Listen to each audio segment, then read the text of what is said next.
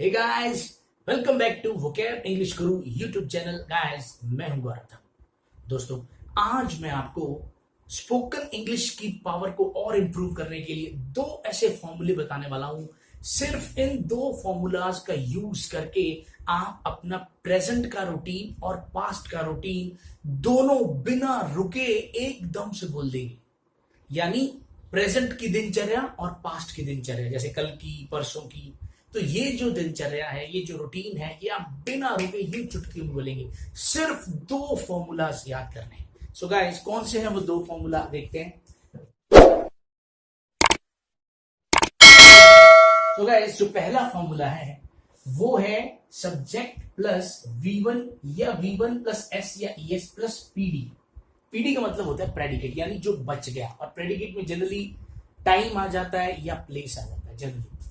तो ये प्रेजेंट का फॉर्मूला है। अब इसके अंदर सिर्फ एक ही चीज का ध्यान रखना है कि अगर सब्जेक्ट प्लूरल है तो V1 आएगा, सब्जेक्ट सिंगुलर है तो V1 के साथ S या ES लगेगा।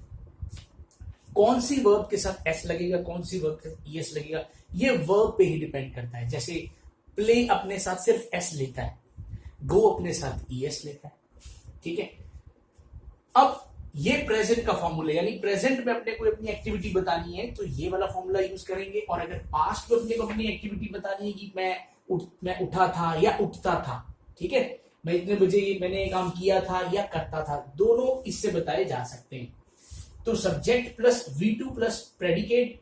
यहां सब्जेक्ट जो है वो कुछ कोई भी हो, सिंगुलर हो, प्लूरल हो, कोई फर्क नहीं पड़ता, सिर्फ वर्ब टू ही आएगी, यानी V2 ही आएगी। तो ये मैंने कुछ वर्ब्स लिख दिए हैं। तो प्रेजेंट के अंदर V1 से काम चलाएंगे और पास्ट के अंदर अपने को V2 से काम चलाना है। ठीक है। तो मैं अभी आपको सेंटेंस बता रहा हूं, मैं सिर्फ एक आधा सेंटेंस लिखूंगा, बाकी सिर्फ अपने को यहाँ पे, क्योंकि ये वर्ब्स याद करनी है और अपने को सारे सेंटेंस याद हो जाएंगे और आप बड़े आराम से बोल सकते हो। सिर्फ आपको ये वर्ब्स याद करनी है। जैसे मैंने कहा, I get up in the morning at 6 AM। ठीक है। फॉर एग्जाम्पल मैंने सेंटेंस लिखा, I get up in the morning at 6 AM। मान लो मैंने ऐसे लिखा। देखिए, अब आई सब्जेक्ट है हमारा, ये आई हमारा सब्जेक्ट हो गया, गेट अप हमारी वर्ब हो गई, और ये in the morning at 6 AM ये सब क्या है, ये सब हमारा प्रेडिकेट है। अब अगर यही सेंटेंस आपने ही के लिए लिखना हो, यानी आई को प्लूरल सब्जेक्ट माना जाता है, अगर आप आई की जगह, आई का मतलब मैं हो गया, अगर आप आई की जगह यहाँ पे दे भी लिख दें, यानी अगर आप दो भाइयों की बात कह रहे हैं कि वो इतने बजे उठते हैं, या किसी फैमिली मेंबर्स की बात कर रहे हो, तो भी उनके लिए गेटअप ही लिखा हुआ है कि they get up in the morning at 6 AM। और अगर मान लो आप यहाँ पे किसी एक इंसान की बात कर रहे हैं, मान लो आपने राम की बात करनी है, ठीक है, या आपने ही की बात करनी है, राम कह दो, राम की जगह आपने ही यूज करना है या शी यूज करना है, फिर यहाँ एक छोटा सा चेंज आ जाएगा। यहाँ गेट की जगह अपने को गेट्स करना पड़ेगा। ठीक है ना, क्योंकि गेटअप की जगह गेट्सअप करना पड़ेगा, क्योंकि गेटअप जो है, ठीक है, जो गेटअप है ये क्या है, ये V1 है। और जैसे ही आप S लगा दोगे तो इसके साथ भी क्या लग जाएगा, S लग जाएगा। तो Ram gets up in the morning at 6 AM। तो आपको बात समझ आ रही है। मेनली आपको ध्यान किसका रखना है, सब्जेक्ट का, और आगे वर्ब कौन सी आनी है, V1 आएगी या V प्लस S या ES लगेगा, और पीछे जो टाइमिंग होती है वो आता रहेगा कि राम उठता है सुबह 6 बजे, मैं उठता हूं सुबह 6 बजे, वो उठते हैं सुबह 6 बजे। तो बस ये फर्क यहाँ आता रहेगा। अब अगर अपने को यही चीज पास्ट में लेके जानी है, जैसे ही हमें पास्ट में लेके जाना है, तो चाहे यहाँ पे कुछ भी हो जाए, यानी चाहे यहाँ पे ही लगाओ, चाहे शी लगाओ, चाहे यहाँ पे आई लगाओ, चाहे यहाँ पे वी लगाओ, दे लगाओ, कुछ मर्जी लगाओ, यहां गॉट लग जाएगा, यानी V2। यहां गॉट लगते ही ये क्या बन जाएगा, ये V2 बन जाएगा। गॉटअप यानी ये V2 बन गया अभी। ठीक है। तो प्रेजेंट में जो काम गेटअप से करना था वो काम अब कौन करेगा, गॉटअप करेगा। और सब्जेक्ट कोई भी हो, I, we, you, they, he, she, कोई भी सब्जेक्ट हो, कोई फर्क नहीं पड़ेगा, V2 ही आएगा। तो इसका मीनिंग क्या बन जाएगा कि राम या शाम या मैं या वो उठे थे, कल सुबह 6 बजे उठे थे। ठीक है, अब अपने चल रहे हैं नेक्स्ट वर्ब पे। अच्छा, दूसरी चीज और, गेटअप की जगह हम वेकअप भी यूज कर सकते हैं, या गॉटअप की जगह हम वोकअप भी यूज कर सकते हैं, जागना। ओके, उसके बाद अगली चीज आती है ब्रश माय टीथ। मेनली अपने को ब्रश याद करना है डेफिनेटली। अब वो ब्रश आप जूतों को करते हो या दांतों को करते हो तो डिपेंड करता है, ब्रश ही वर्ड यूज आता है, ठीक है ना।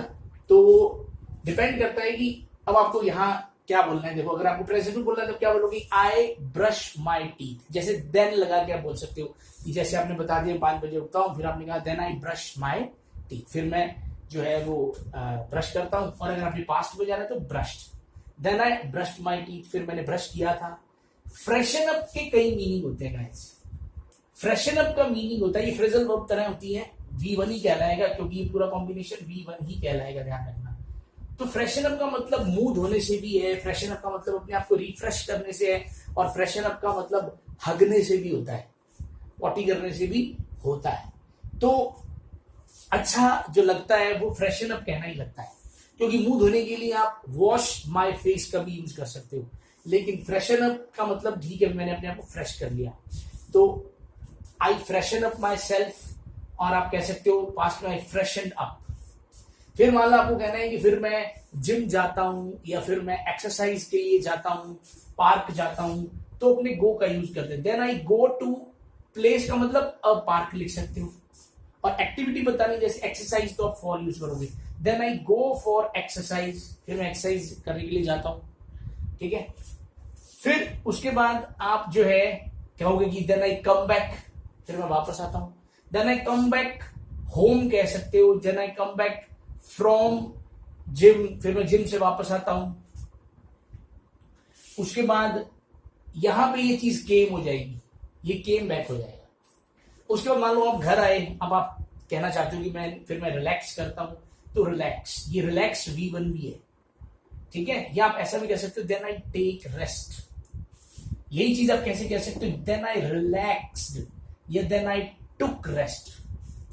उसके बाद मान लो फिर आपने नहाना है, तो then I take a shower. आप यहां हैव भी लिख सकते हो कि then I have a shower, या आप बाथ का भी यूज कर सकते हो कि then I take a bath या then I have a bath.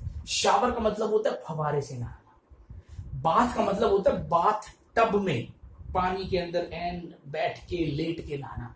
बाल्टी से नहाने के लिए पता नहीं मेरे को क्या कहते हैं, उसको सिर्फ नहाने ही कहते हैं। देन आई टेक, ठीक है, बस ठीक है, मग्गा एंड बकेट का यूज करके जो भी आप बोलना चाहो। तो ये तो होता है शावर और ये होता है बाथ, बाथ टब वाला।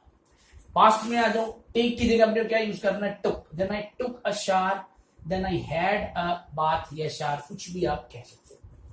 फिर मान लो अगर कोई इंसान भगवान को पूजा अर्चना करता है, then I offer prayer to God, ठीक है, या ऑफर्ड, पास्ट में ऑफर्ड हो जाएगा, then I offered prayer to God. और आप ऐसा भी लिख सकते हो देन आई वर्शिप गॉड या देन आई वर्शिप्ड गॉड, ठीक है। जो भगवान का प्रसाद मिलता है ना उसको ऑफरिंग्स कहते हैं, चढ़ावा। जनरली जो चढ़ावा होता है, प्रसाद नहीं चढ़ावा, जो चढ़ावा होता है उसको अपने ऑफरिंग्स कहते हैं, ठीक है। उसके बाद देन आई टेक या हैव ब्रेकफास्ट, ब्रेकफास्ट, ठीक है ना। फिर मैं ब्रेकफास्ट लेता हूं, तो आप टेक भी यूज कर सकते हैं, हैव भी यूज कर सकते हैं। पास्ट के अंदर ये चीज फिर से टुक या हैड हो जाएगी।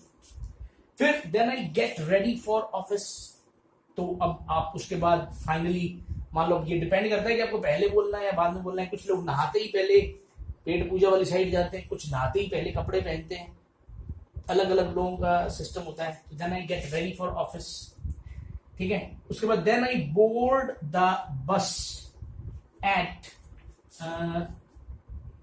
Then I get ready for office भी है। फिर then I leave for office भी कह सकते हो, देन आई लीव, मैं निकलता हूं, then I leave for office ऐसा भी कह सकते हो, then I leave for office, ठीक है। यहां पे हमने एक चीज और बना देते हैं, then I left for office, ठीक है ना। यहाँ वहां लीव फॉर था या लेफ्ट फॉर हो जाएगा। अब मान लो कोई इंसान को बस पकड़नी है या कैब पकड़नी होती है, ठीक है ना, या मतलब टैक्सी वगैरह पकड़नी होती है, तो क्या कहता है, देन आई बोर्ड। बोर्ड का मतलब पकड़ने से या चढ़ने से होता है। फिर मैं बस पकड़ लेता हूं, then I board the bus at मान लो आपने लिख दिया कि मैं 9 AM पे बस पकड़ लेता हूँ या 8:30 पे, मान लो मैंने लिख दिया कि मैं 9 AM पे, then I board the bus at 9 AM, फिर मैं 9 बजे बस पकड़ लेता हूँ। और यहाँ पे आप कह सकते हैं मैंने 9 बजे बस पकड़ ली, then I boarded the bus या देन बोर्डेड अ टैक्सी, कुछ भी आप कह सकते हो। सो गाइस अभी आज ये मैंने फर्स्ट पार्ट कंप्लीट करवाया है, क्योंकि आप इतना ही कम से कम हमने बंदे को घर से एक बार विदा तो कर दिया, अब अपने उसको उतारेंगे बस से और बाकी एक्टिविटीज भी बताएंगे। एक स्कूल स्टूडेंट के नाते एक ऑफिस वर्क करने, मतलब एक जो नॉर्मल बंदा है जो ऑफिस जाने वाला, तो उसके लिए उसके हिसाब से भी। तो ये फर्स्ट पार्ट है। आज आप इतना याद कीजिए, जैसा भी हो सके किसी ना किसी को पकड़ो और उसको ये सारी बातें सुनाओ, ठीक है। फिर उसके बाद कल अपने नेक्स्ट पार्ट इसका लेके आएंगे, उसमें इससे भी आगे चलेंगे, ठीक है।